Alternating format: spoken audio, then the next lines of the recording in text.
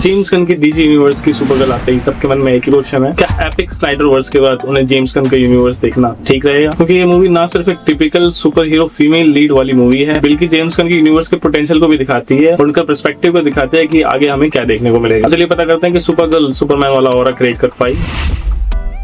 Movie की story start होती है कारा के 23rd बर्थडे से, जहाँ अपनी लाइफ को एंजॉय करने के लिए अलग अलग प्लैनेट्स पर घूमती है। लेकिन तभी उसकी मुलाकात होती है रूथ नाम की लड़की से, और ये एक ऐसी लड़की जिसे हमने पूरा परिवार खो दिया है और उसे सिर्फ बदला चाहिए। और ये शुरू होती है सुपरगर्ल की जर्नी, जो सिर्फ एक मिशन नहीं बल्कि उसके पास्ट के ट्रॉमा को भी दिखाती है। मूवी की अच्छी बात यह है कि आपको सुपरमैन वाली जैसी वाइब नहीं देती है, ये स्टोरी लाइन ट्रॉमा के ऊपर ज्यादा बेस्ड होती है। और अगर मैं सच कहूँ तो जेम्स गन ने जब इसकी फर्स्ट टाइम अनाउंसमेंट की थी कि ये मूवी इंस्पायर्ड होगी वुमन ऑफ टुमारो से, तब थोड़ी बहुत एक्साइटमेंट लोगों में हो गई थी, क्योंकि कॉमिक्स में सुपरगर्ल की स्टोरी पूरी रीडिफाइन करी गई है। कॉमिक्स में सुपरमैन का सिर्फ फीमेल वर्जन नहीं थी, उसका दर्द, उसकी सोच और उसकी कहानी कई ज्यादा इमोशनल और डार्क थी। यही वजह थी कि मूवी से थोड़ी बहुत उम्मीदें बन गई थी। मूवी देखने का सबसे पहला रिएक्शन यही था कि मूवी उतनी बुरी नहीं है लेकिन उतनी शानदार भी नहीं है, और यही सुपरगर्ल की सबसे बड़ी समस्या है। इसके पास एक शानदार स्टोरी, बेहतरीन कैरेक्टर्स, इमोशनल बैक स्टोरी और एक मजबूत कॉमिक बेस, मतलब जो भी माल मसाला चाहिए होता है वो सब था इसके पास। लेकिन फिर भी वो मैजिक स्क्रीन पर निकल कर नहीं आता है, और कहीं ना कहीं आपको मूवी थोड़ी डिस्कनेक्टेड लगती है और वो एक और नहीं जनरेट कर पाती जो उसने कॉमिक बुक्स में किया था। बात करते हैं कुछ पॉजिटिव पॉइंट्स की, तो सबसे पहले बात करेंगे सुपरगर्ल मींस कारा जोरेल की।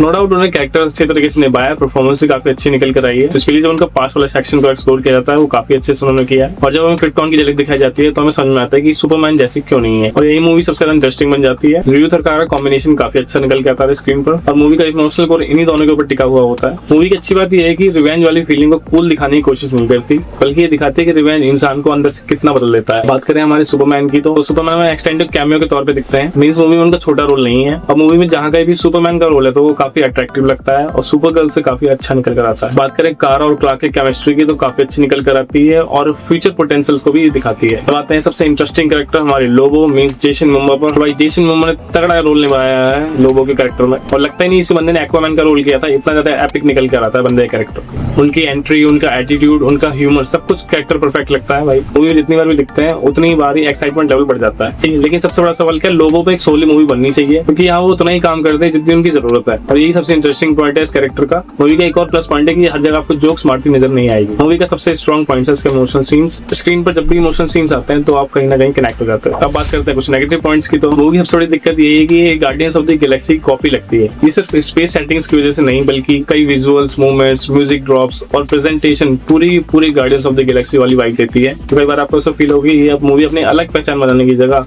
जेम्स गन की गार्डियंस ऑफ द गैलेक्सी को रेप्लिकेट कर रही है। दूसरा सबसे वीक पॉइंट है इसका विलन। सच कहूं मूवी का विलन इतना ज्यादा कमजोर है कि शायद मूवी खत्म होने के बाद आपको उसका नाम भी याद ना रहे। मूवी उसका विलन वाला और क्रिएट करने की कोशिश तो करती है, लेकिन वो इम्पैक्टफुल निकल कर नहीं आता है, और विलन के साथ आप कहीं ना कहीं डिस्कनेक्टेड फील करते हो, और उससे वो डेंजर वाली वाइब भी नहीं आती, और इसी वजह से आपको कहीं ना कहीं मूवी काफी हद तक डाउन लगने लगती है। और एक्शन सीन्स की बात करें तो वो भी कहीं ना कहीं एक डाउन साइड थी मूवी की, क्योंकि लिटरली कई सीन्स आपको इतने डर लगते हैं कि आपको खुद से क्वेश्चन करने लगते हैं कि वाकई मैं इतने बड़े लेवल की मूवी देख रहा हूँ। एक्शन सीन्स में डलेंगे वो कहीं ना कहीं फेक लगने लगते हैं। कुछ आइडियाज अच्छे हैं, कुछ मूवमेंट्स क्रिएट होते हैं, लेकिन एग्जीक्यूशन कहीं ना कहीं उन सबको बिगाड़ देता है। कई सीन्स आपको सीधे काफी वीक लगता है और आप इसीलिए गैस कर लेते हो कि ये तो फेक है। जब मूवी का क्लाइमैक्स सीन आता है तब आपको ठीक ठाक वाली वाइब देने लगती है। ये सबसे बड़ा डाउनग्रेड है मूवी का। ये एक ऐसी मूवी थी जिसके अंदर 10 on 10 वाला पोटेंशियल था, लेकिन जब स्क्रीन पर निकल कर आई तो 5 on 10 वाला लगने लगी। हालांकि मूवी के कुछ एलिमेंट्स अच्छे हैं, लेकिन ठीक ठाक वाली वाइब से ज्यादा ऊपर नहीं हो पाते हैं। मेरे लिए सुपरगर्ल एक खराब मूवी नहीं है, लेकिन मैं ऐसा भी नहीं बोलूंगा कि आप जाकर से थिएटर में देखें। एक वन टाइम वॉच मूवी है जो आपको ठीक ठाक लगती है, उससे ज्यादा कुछ नहीं। तो अगर आप डीसी के फैन हैं तो एक बार जाके जरूर चेकआउट करें, अदरवाइज थोड़ा वेट कर लें, आपको देखने को मिल जाएगी। So that's it. यहीं देखते हैं हमारी वीडियो। अगर आपको वीडियो पसंद आई तो प्लीज वीडियो को लाइक करना, चैनल को सब्सक्राइब करना। मैं मिलूंगा नेक्स्ट वीडियो में। Till then stay safe, stay good.